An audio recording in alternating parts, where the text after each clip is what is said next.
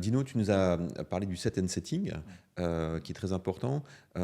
Qu'est-ce que tu dirais aux gens qui nous regardent et qui se disent tiens, je vais trouver cette psilocybine et l'essayer sur moi en le faisant de manière solitaire et seule? Ok, alors donc faire seul ou être accompagné, en fait, effectivement, ne donne pas du tout les mêmes effets. Si tu veux, on pourrait prendre une image comme ça, une analogie, qui est si tu aller en montagne. Bon, la montagne, elle est là, elle est toujours disponible, tu vois, et tu peux y aller soit avec un guide de haute montagne en groupe, par exemple, ou avec un guide de haute montagne et tout seul, ça a les moyens, soit tu y vas en solo. C'est pas du tout la même expérience. Tu vois, tu peux t'équiper, l'outil il est là, il est disponible. Tu mets des shoes, tu mets un blouson. Sac à dos, Mais l'expérience, tu vois, et les années d'accompagnement du guide de haute montagne vont te permettre de vivre quelque chose qui est complètement différent. D'abord, tu vas mieux éviter les dangers et quand même primum non nocere. Donc c'est quand même intéressant de ce point de vue-là. Et les dangers, il y en a.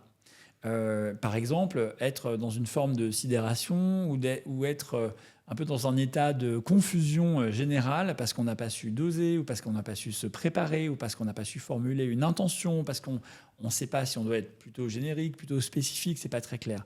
Donc le guide, en l'occurrence, il va t'aider à formuler ton intention, à être un petit peu clair sur le travail que tu veux effectuer, et on entre dans une cérémonie psychédélique avec une intention. D'accord. Donc il y a déjà, et ça va faire toute la différence. Et ensuite, comme tu sais que tu es accompagné par quelqu'un qui connaît le truc par cœur, si par exemple tu sens des effets, tu vois, qui montent et qui te surprennent, et effectivement, si ça ne te surprenait pas, ça servirait presque à rien.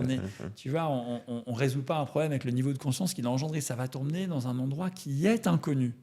Donc, quand tu vas être peut-être un peu dépassé par ça, voir le regard du facilitateur, qui lui sait exactement où tu es et pourquoi il se passe ça, et est-ce que ça va donner, enfin tu vois, il est vraiment complètement avec toi, ça va te rasséréner d'une manière que personne ne peut faire ça tout seul, même quand tu as une conscience incroyable. Tu vois, donc moi, je milite pour des expériences accompagnées par des professionnels encadrés. J'aime beaucoup l'analogie du guide de haute montagne, puisqu'on est aussi sur des choses qui nous élèvent, et où, comme tu dis, il y a des dangers.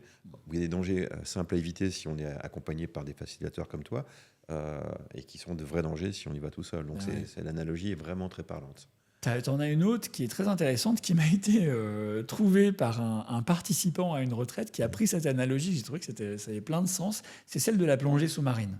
Okay. Tu vois, on va ensemble dans un autre royaume. Ouais. Alors, tu peux prendre tu vois, la bouteille d'oxygène, etc., et aller par tes propres moyens, tu vois, par 20 mètres de fond. Mais tu vois, le guide, là, en l'occurrence, il connaît les paliers, il connaît, tu vois, le type de poisson qu'on va rencontrer ici ou là, comment éviter d'abîmer les fonds marins. Les courants. Il connaît ce royaume.